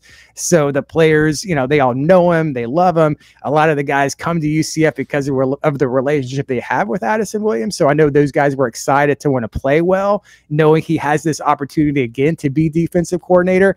And they played extremely well. They got to Noah Fafita quite a bit. I look at the stats in front of me. They sacked him several times. That had been an issue. Pass rush had been an issue for UCF earlier this season. They pressured him a lot. Their passing game really wasn't able to get going like they wanted, and they completely stifled their run game. Arizona, they ran the ball 25 times, and they only had 5 net rushing yards in the entire game. So pretty much shut down everything Arizona likes to do. I mean, I know they're having some issues this year, but they had, I mean, really, if you look at this past week, it was the best offensive and defensive performance of the entire season. And will it continue through the rest of the, I mean, was it because of the changes? I don't know. But I think some people are starting to be a little bit more optimistic towards the end. If UCF can, at least play somewhat like they did this past week, they've got a fighting chance to kind of finish here on a strong note. So I'm going to do a little bit of role play here, putting you in the shoes of ASU offensive coordinator Marcus Arroyo. Now, of course, as Kenny Dillingham just told us a few moments ago, Cameron Scadaboo likely is going to be doubtful for this game. But still, ASU has been a run-first team. If you're Marcus Arroyo, what kind of game plan are you drawing up to best attack this UCF defense? Yeah, I think UCF, I mean, that's interesting. UCF has had some injury issues in that back end of the secondary. Starter Brandon Adams, we're not exactly sure what his deal is. He did not play this past week against Arizona. He was unavailable. He hurt something. We're not sure what. We don't know what his status is. Slot cornerback Braden Marshall's been dealing with injury issues. He's had to leave the past 2 games with an injury. He only played 4 or 5 plays this past week, and he left. 2 weeks ago, UCF did not have another starting corner. He has a hamstring issue. He came back in this game. Another safety had an issue in that game. So they've kind of had some injuries in that back end, and that's kind of where I think the bigger level of concern is where a team can hurt you potentially would be through the air. UCF has been fairly healthy everywhere else. They were able to shut down Arizona's running game pretty good. I know Cam Scadaboo is going to be I mean, that's, if you're UCF, you like hearing that news that you don't potentially won't have to contend with him on Saturday. But, I know that guy's a tough guy. I read the press conference comments too, but I'd be surprised if he doesn't play. But he had just an outstanding performance this past week at Oklahoma State. But I think if there's an area to exploit, it's probably through the air if you're Arizona State. All right, so who might? I mean, the name of like a guy like RJ Harvey's well known to all, but who might be a player on each side of the ball, maybe a little bit under the radar, that some X factor type players that might play a key role for UCF in determining Saturday's outcome? Yeah, when you look at the offensive side, I think I mentioned Kobe Hudson, UCF's leading receiver. Obviously, he's a factor, but the guy who's really stepped up is I guess you could say now he's UCF's number 2 receiver is Jacoby Jones. He was a transfer from Ohio. I believe he broke his leg last year at Ohio and didn't play in very many games, and transferred to UCF. And he was a non-factor early this season. We don't see practice. We don't know what happens. I think he was a guy that a lot of us thought would have a bigger impact early on, and he wasn't playing. He was kind of considered Kobe's backup, I guess. So he was only seeing a handful of snaps a game, and the past couple of weeks they've decided to play him, and now because they have a quarterback, Dylan Risk, who can actually have different reads and identify open receivers, which had been an issue for the other quarterbacks. Now that he can actually read the field, other receivers are getting the opportunity to now catch the ball. And Jacoby Jones has had back-to-back 100-yard, plus receiving games. A beautiful throw this past week. Dylan Risk hit, I think it's about 40-45 yards, just put it right on the money, right as he crossed the plane of the end zone and caught a touchdown. But that's a guy to watch. He's a bigger receiver, about 6'3", or something like that. He's a little bit of a bigger target, but those are kind of between Kobe Hudson and Jacoby Jones are probably the players to watch on offense. Besides our RJ Harvey, obviously. And who might be a name on the defensive side of the ball that could be a little bit under the radar, but a key guy in determining the outcome? Yeah, this is an interesting name. I think if you're a diehard Arizona State fan and you follow recruiting, is Exree Alexander. I don't know if fans listening might recall that name. He's originally from Washington, and I believe he committed. It might have been before Kenny Dillingham got the job. He may have been one of those last Herm. Am I right? I think he's one of those Herm Edwards commitments. Yeah, kind of that. Almost like when the writing was on the wall, transitional periods. Yeah. Yeah, and I'm not, actually that just jarred my memory now that you asked about him. I need to go back and look and see exactly what happened, but I guess he decommitted, or maybe when the coaching staff happened. I don't know what, I don't follow Arizona State that closely. I'm not exactly sure what happened, but he was no longer committed to Arizona State after the coaching change went through, and he ends up going to Idaho. All right. So he didn't even go to an FBS school coming out of high school, but he was a freshman at Idaho last year, had a pretty good year. I think he was their leading tackler. Maybe he was their second. I don't know. He was up there in tackles at Idaho. So he gets in the transfer portal this past year. UCF picks him up. He comes all the way, Seattle area, all the way to Florida. And he's had a very good year. He kind of started the year, played a little bit, didn't play a whole lot. He's been starting the past few weeks. He's had a great season so far. I know there's some other guys at linebacker spot, Ethan Bard, Deshaun Pace. Those guys are seniors. They're not going to have any more eligibility after this year. But Exree Alexander's a young guy, but that's kind of an under the radar. He doesn't get as much notoriety, I guess, as some of these other guys on a defense. But that's a guy maybe to watch. I'm sure he's going to be fired up too, because I think he had a brother, if I'm not mistaken, might have played at Arizona State. Junior Alexander, yeah. Yeah, so I'm sure this game means a lot to him, coming to a place that kind of has some family ties as well. Well, awesome, Brandon. Thank you so much for taking the time and sharing your expertise and insight into UCF. Encourage our viewers and listeners to head over to UCFsports.com and get to know ASU's upcoming opponent for this crucial Big 12 battle on Saturday. Brandon, thanks again. All right, thank you. Take care. Now, before we take a look at UCF visiting Tempe, Arizona, a shout-out, of course, to the great folks at Cactus Sports. While many ASU stores have come and gone, Cactus Sports is a community staple. Founded, owned, and operated by ASU alumni since 1992, every purchase made through Cactus Sports results in royalties that help support Arizona State University. Many of their competitors have been bought out and operated by out-of-state corporations, while Cactus Sports stays locally owned and operated. They consider it a privilege to be able to work together with their guests, alumni, fans, and students who help give input for some of the purchases that Cactus Sports makes. When you purchase from Cactus Sports, not only are you assured of the highest quality officially licensed merchandise, but you also have the satisfaction of knowing that you truly help support a local Sun Devil small business. Cactus Sports is located on 514 South Mill Avenue in Tempe, open from 10 a.m. to 8 p.m. Monday through Saturday, and Sundays from 10 to 6. You can also view their full inventory and shop online at cactussports.com with free domestic ground shipping for orders over $75. And here you go. You might have seen it on social media here today on Monday. The collab between Burrito Express and Cactus Sports. You love to see it when the sponsors come together. A Cam Scattaboo Burrito t-shirt available at Cactus Sports, and Cam Scattaboo receives a 44% royalty from every sale. So not only can you rep Scat, but you can help out that Sun Devil star student athlete through an NIL purchase there. So whatever you're in the market to buy, any shade of maroon, gold, any color of the Sun Devil rainbow, you got to get it at Cactus Sports, locally owned and ASU alumni operated since 1992. Shop at Cactus Sports and think local, buy local, be local.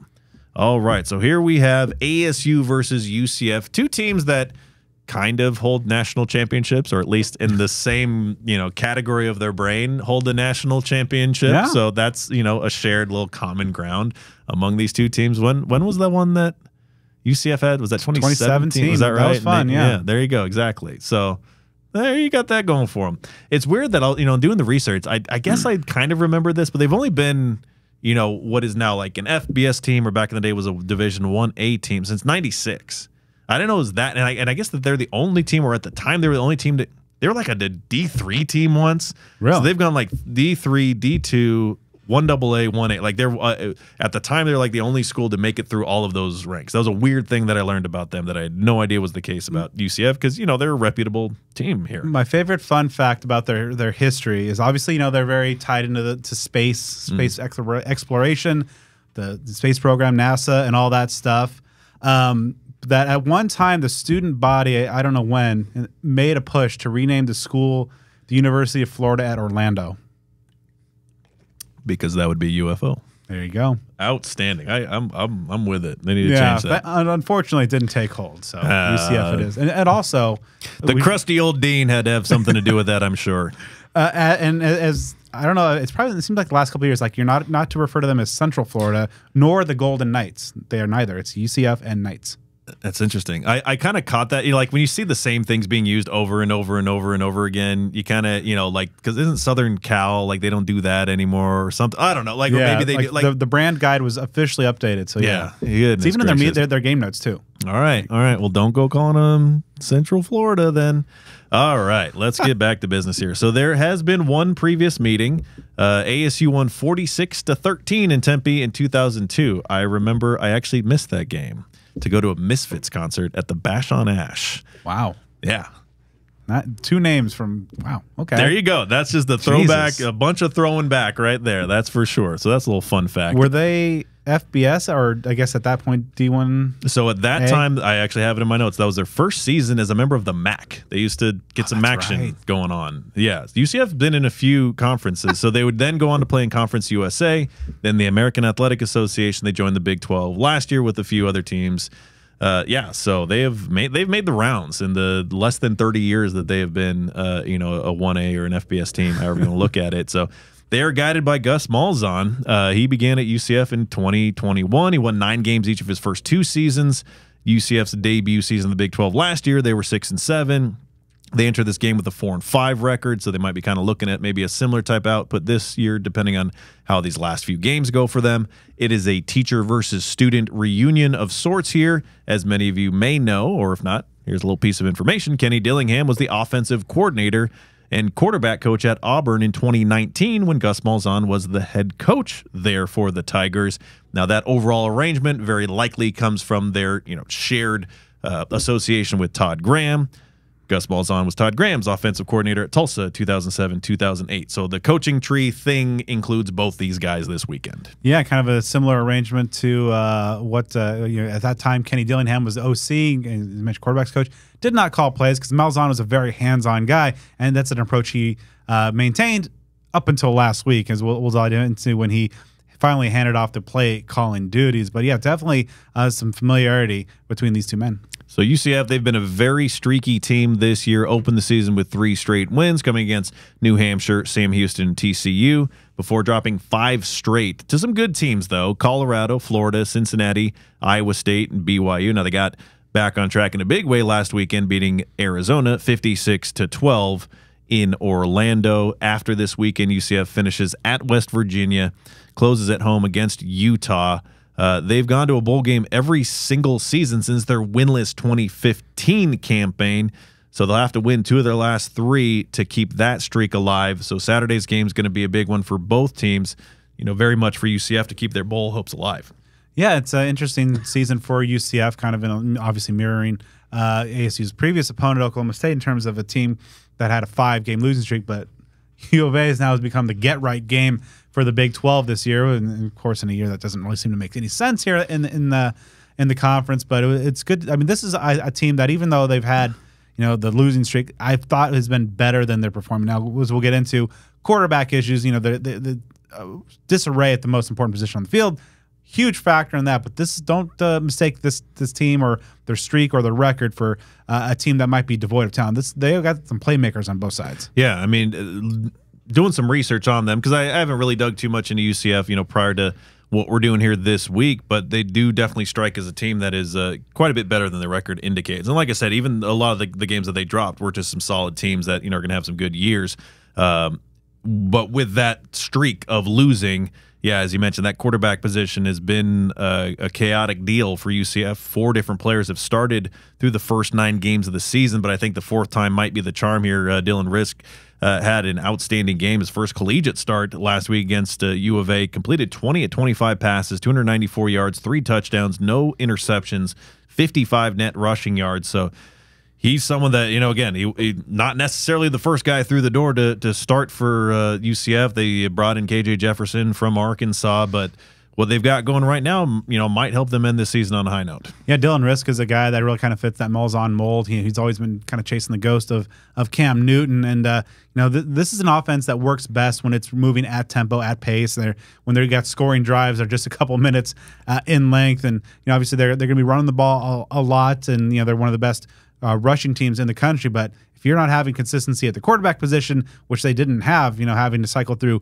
a bunch of quarterbacks, but man, seeing what Risk did to that Wildcat defense a week ago was pretty remarkable. And not only is he a guy that can go through some reads and make plays with his arm and being the best passer on that roster, but he's also a very physical run threat. You mentioned 55 yards on the ground for him as well. It's kind of, again, a physical runner from the quarterback position. Seemed more Cam Newton-ish. So we'll see if it was just maybe a one-game wonder against a bad Wildcat defense, but it's going to be a definite test for ASU's defensive unit. And I'm sure it makes life a heck of a lot easier for a youngster like Risk to have one of the absolute best running backs in college football at your disposal, which is what UCF has in R.J. Harvey, a 5'9", 208-pounder. Last year, a Doak Walker Award semifinalist.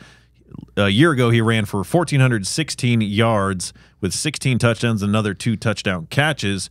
Very good year in itself, but he's trending toward even better numbers this year. He's got 1,201 rushing yards and also, ironically, 16 rushing touchdowns and 2 touchdown catches just through those 9 games. He's topped 100 yards 6 times this year, including each last 3 games.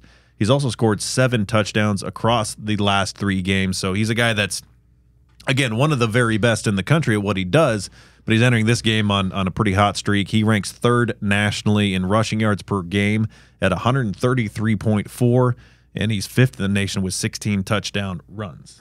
Yeah, you mentioned his 3-game streak that's coming in, just an extremely productive numbers. Perhaps not coincidentally coincides with the return of starting center Caden Kittler, leading the way for that ground attack that is 5th in yards per carry in the country. But Harvey especially, he's a guy that can really gash a defense. 40 runs of 10 yards or more is the most in the country. So not only got to worry about a renewed passing threat from this Knights offense that's put up 600 yards last week, but just one of the best backs in the country that can really gash you if you're not paying attention. Now, as far as the pass catchers, Kobe Hudson, he leads the team with 31 receptions for 567 yards, 3 touchdowns. Tight end Randy Pittman Jr. ranked 2nd on the team with 21 catches for 266 yards and 2 scores. Hudson, he came over to UCF from Auburn, obviously a connection with Gus Malzahn there. Harvey, he can catch the ball as well. He's tied for 2nd on the team in touchdown catches, tied for 3rd in receptions and 4th in receiving yards. So even though they are a very run-heavy team, they have some guys that can catch some balls. They have some others that are entering this game with some momentum as well. Yeah, Jacoby Jones had a couple 100-yard efforts as he's starting to find that role as the number 2. But, Hudson's a guy you got to watch out for. So we'll see exactly how ASU's corners, whether it's the resurgent LT Welch or Abney or maybe even Javon Robinson getting back in things. But Hudson, I believe, averaged, had put up over 900 yards receiving a season ago, averaging over 20 yards a catch. He's a guy that can really hurt you if you're not paying attention, if you're maybe sneaking up to play the run a little bit and shut down R.J. Harvey. Well, Hudson's a guy that can make you pay over the top. And I mean, realistically, you look at the offensive productivity for UCF, and it really doesn't It's quite similar to ASU. You talk about a running back that you're leaning very, very heavily on. You know, you've got that one receiver that's head and shoulders as far as the targets are concerned. You've got a solid tight end. So, you know, that kind of trio as far as offensive skill players that the Knights have, kind of similar to ASU there. So if you're kind of wrapping it up statistically to take a snapshot of this UCF offense, they rank second nationally in rush offense at 272.3 yards per game. They're tied for seventh in the nation with 26 rushing touchdowns. Now then, their pass offense hasn't fared nearly as well, 93rd nationally, averaging a little under 200 yards a game. Kind of goes without saying when you have so many quarterbacks out there trying to make things work. But overall, they rank 10th in the nation in total offense, 471.1 yards. They also rank 31st in the country, averaging 33.2 points per game. So even though their record isn't really the best, offensively, they are getting some things done. Yeah, when you find that balance, you know, we saw ASU against Oklahoma State. All of a sudden, you find a good balanced attack. You're able to attack through the air, on the ground. That opens a lot of things up for you. Now, granted, it helps playing a defense as bad as Oklahoma State or U of A. But so it'll be interesting to see exactly, you know, how this resurgent Knight offense is going to be able to do against a Sun Devil defense that typically plays its best ball between the buttes. So switching over the defensive side, just some names to keep in mind. Linebacker Ethan Barr leads the team with 47 tackles. Not far behind his safety, Quadric Bullard, 45 tackles. Linebacker Deshaun Pacey has 42. He's also tied with cornerback Brandon Adams with a team best 2 interceptions. And defensive ends, they've got some guys making some plays there. Malachi Lawrence, he's got a team-high 4 sacks. Dalen Dotson, a team-high 7 TFLs. To break down some of the numbers as far as where they rank nationally defensively, they rank 34th against the run, allowing 117.8 yards per game with 11 touchdowns. So that can give you some concern about, okay, if you happen not to have your All-America candidate running back, Cam Scadaboo, you know, does that number scare you? Possibly, but the UCF is 104th nationally against the pass, allowing 248.2 yards with 16 touchdowns. So ultimately, they rank 70th in nationally in total defense at 366 yards per game allowed. They also rank 76th in scoring defense, allowing a little over 25 points per game. They're tied for 95th in team sacks, averaging 1.67 per game, but also tied for 26th nationally in TFLs. That makes sense since they have a very good rush defense. They're also tied for 66th nationally with 11 forced turnovers. That is one behind the 12 created by ASU. So they're kind of in the middle on a lot of things, but they do pretty well against the run. So that kind of makes you think a lot of things, like, is ASU going to be in a bad way because they may not be with their star running back? Or do you look at it from the perspective of you feel maybe confident in the backups, and is this where you shift to throwing the ball more on the heels of Sam Levitt's best collegiate passing game of his career? It's going to be interesting to see because, yeah, they've had success last week, you know, allowing just 5 net rushing yards to U of A, but in the 2 games prior, they had allowed over 250 yards with to BYU and Iowa State, respectively. But, yeah, this is going to be an interesting defense. Teams are rejuvenated after defensive coordinator Ted Roof was fired prior to the last game. You know, they have, as you mentioned, a really good active front up there and kind of the 4 down linemen. Lawrence off the edge with the defensive tackle trio of Lee Hunter, Dylan Dotson, Randy Barber. That's going to be interesting because ASU's, I think, strength on the offensive line is, of course, those 3 interior linemen. So they're going to have their hands full. So it'll be an interesting thing, especially with, you know, the situation at running back as well. So it's going to be interesting to see exactly what kind of game plan Arroyo and Dillingham draw because, as you mentioned, there's a unit that's probably more susceptible to the pass and making those plays downfield. So, you know, we'll see if maybe UCF's defense with Scadaboo out maybe doesn't bring as many guys up front. It's going to be a fun chess match on Saturday night. We are about ready to jump into our keys for the game and our scoreboard predictions. But before we do that, a quick thank you to Sun Devil Family Charities, a 501c3 nonprofit organization created primarily for the purpose of raising funds to provide financial assistance to Arizona State University alumni, students, staff, and immediate family members adversely affected by medical issues. Their SDFC Cares program allows qualified individuals to request financial assistance by completing an application and submitting verification of medical expenses, which are then evaluated by their Patient Services Committee. SDFC Cares is the flagship program through which Sun Devil Family Charities provides financial assistance to qualified applicants. individuals and their immediate family members who have an affiliation with Arizona State University and are facing financial hardship due to a serious health or medical condition are encouraged to submit an application. Monetary donations are always appreciated and support those in need due to an unexpected medical condition. They also have volunteer and sponsorship opportunities, and you can catch it all on their website at sundevilfamily.org. So, Brad, get us started. What is your first key to this ball game here? All right, so you have an offense that's coming into to Tempe. Great balance, 300 yards receiving, 300 yards rushing. So great balance there. But I think ASU's focus should still be on R.J. Harvey. This is a guy who's got a track record. This is an offense that likes to run. Now, if I'm Brian Ward, I'm trying to put the game on the arm of Dylan Risk.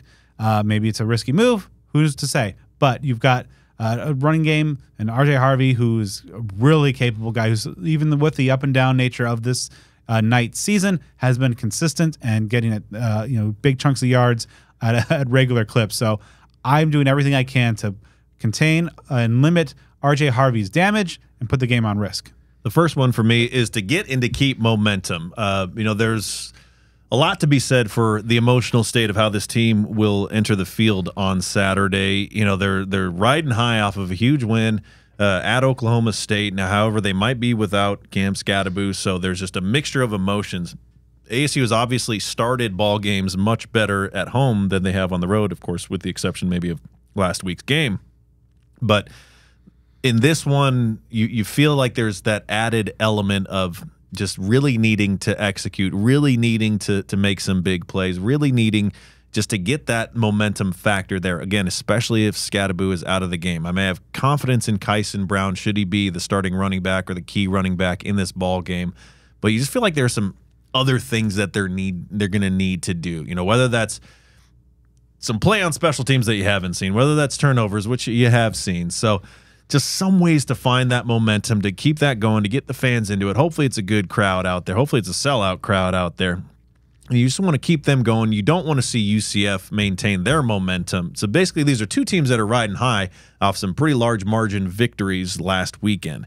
You want ASU to be the team that continues that momentum, and you want to be UCF to be that team where that momentum comes to a screeching halt. USC's momentum is also pretty bad. There you go. That's a little Freudian slip there. All right, so my number 2 key for the game is for ASU to continue to build on Sam Leavitt's banner breakout game. Not necessarily saying he needs to go out there and throw for 300 yards again, but you don't want to see a regression of having to have him take a back seat. Now I think more is going to definitely be put on his shoulders as if Scadaboo is likely out for that game. But I just want to see him continue to be that leader and to continue that growth and keep that trend line up. Attack downfield. I mentioned earlier, I'd love to see him spread the ball around a little bit more. Get Xavier Guillory's getting more healthy. Jake Smith had that big catch. Maybe he gets more involved. Both of DeCarlos Brooks and Tyson Brown are capable receivers as well. Just continue to make those plays, and perhaps with another week of healing, maybe he's going to be more of a factor in that run game. But I just want to see another big step forward in the ultimate growth and maturation for Sam Leavitt. And my second key is on a similar note. I want to see ASU attack through the air. I mean, it just makes sense. There is a very significant difference between how UCF defends the pass versus the run. And, oh, by the way, you might be without your starting running back, one of the best in the country. So that just kind of adds up mathematically to, all right, let's take a shot at throwing the ball. And obviously, again, Sam is coming off the best passing game that he's had as a college football player. So that momentum and that proof is there as well. So I think that would be just a smart way to deal with the odds that are stacked against you in terms of the matchups. And Sam showed last week that he can do that. I think that if you go into this game just running and doing that from the perspective, okay, that's how we've really handled things for the most part of the season, I think this is one where you really need to make some adjustments from a coaching perspective and really go with your strengths versus their weaknesses. All right, my final key for ASU is to end it early. You don't want a team that is kind of riding high, that it's had a rough year, but they get a big win. They think they have finally found their quarterback after a long search, but they're going on the road, and ASU is typically treated opposing teams rather hostilely. You don't want to let them hang around and make this a game into the second half, or the fourth quarter, let alone the second half. Where I think ASU has the ability to make kind of end this thing in the thread, and really kind of make late stages of this game make it a pretty comfortable, stress-free type of win. So I'd love to see them get out there and do that. Continue to. They're coming off a big road when they've checked a few of those boxes, as we've talked about. Do the next thing here.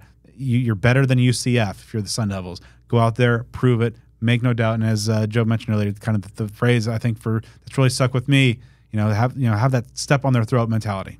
So the final one for me, ASU's run defense has obviously been, it's been very, very good throughout the entire season. A high ranking nationally, I believe, within the top 30, if I'm not mistaken, across the country. But I want to see ASU's run defense kind of take this game personally and do everything it can to shut down R.J. Harvey, to limit him. ASU has limited some very good running backs this season and generally shut them down, or at least made them to where they aren't the reason that the other team, wins the game. I think in this one, given the circumstances, that is going to be a huge component of this. Obviously Riska had an incredible game last week against Arizona, but if you put it on his shoulders, he's still, I believe, a freshman, a redshirt freshman. Still someone that, we'll see just how much was kind of beginner's luck last week. So I just want to see this run defense know that, okay, that star running back is not going to be the one to beat them. If ASU is going to lose, it's got to be by some other method. If that rush defense can come out and really stand up and say, we're going to take him out of this game, and we're going to be the reason that ASU wins this game. All right, prediction time. Joe, how do you see it playing out? So, it's good to be back home. Like you said, it's been a while. It feels like it's been a while. I mean, if you just normal Saturday football, that Kansas game obviously was the last one here. Gonna have some potential good luck charms. My family members, my cousins, more like brothers to me, Matt and Andrew Velzy, coming all the way from New Jersey with their wonderful, beautiful, significant others. So we're gonna make it a family affair here at Mountain America Stadium. I'm just concerned about how ASU can do without Cam Skattebo. Now, will this be, assuming that's the case, I'm not, putting a stamp on the fact that he's not going to play. I'm just reading the leaves, and it just sounds like he may not. If he's not in action, what does ASU do with that? How do they combat that? That's the one thing we haven't seen. We've seen ASU play without Sam Leavitt. We've seen some other players be out, things like that, but if you have to play without the heart and soul of this team, the guy that you can hand the ball off to or toss it to, and just you're gonna get plays made, especially in the crunch time moments. What do you do with that? I have concerns for this game. I do. I have concerns of it being like an emotional hangover, because I know that bowl eligibility was a big deal. To get there was a big deal. It's a big deal for the fan base. It's a big deal for the coaches. It's a big deal for the players. I mean, you saw a lot of guys on social media talking about being bowl eligible. Not that they shouldn't, but, that is a significant achievement. So now, do you keep that mentality? Do you keep that killer instinct, or do you have that potential letdown game? So there are some things that I'm a little nervous about with this one. This may or may not be continued reverse psychiatry.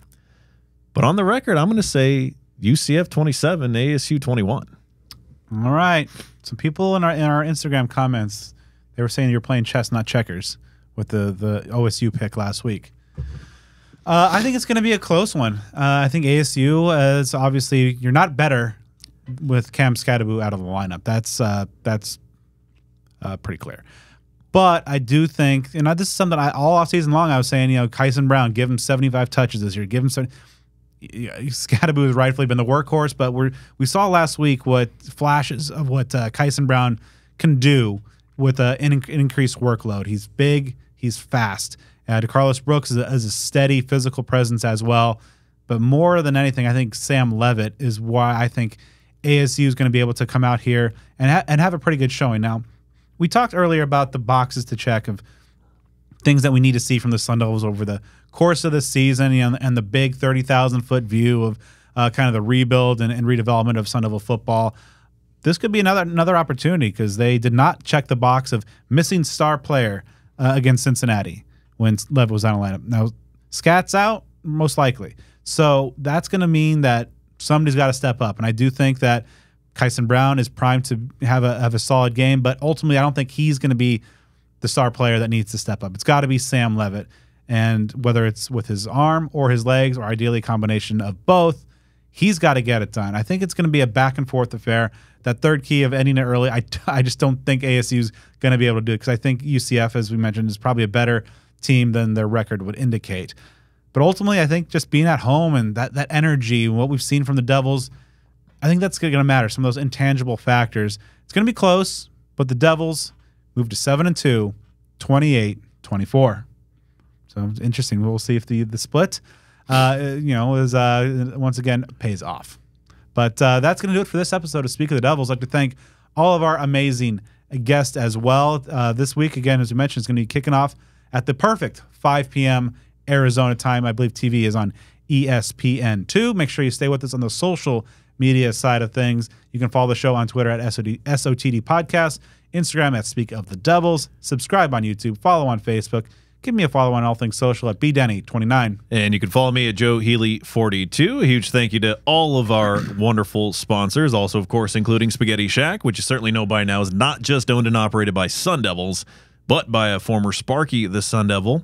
The Spaghetti Shack is a community-focused to-go pasta concept started right here in Tempe, Arizona by 5 lifelong friends. They serve a menu starring spaghetti, meatballs, garlic bread, and a few other fan favorites. They make it their mission to provide quality, affordable food as quickly as possible so that you can spend less time cooking and spend more time with your loved ones.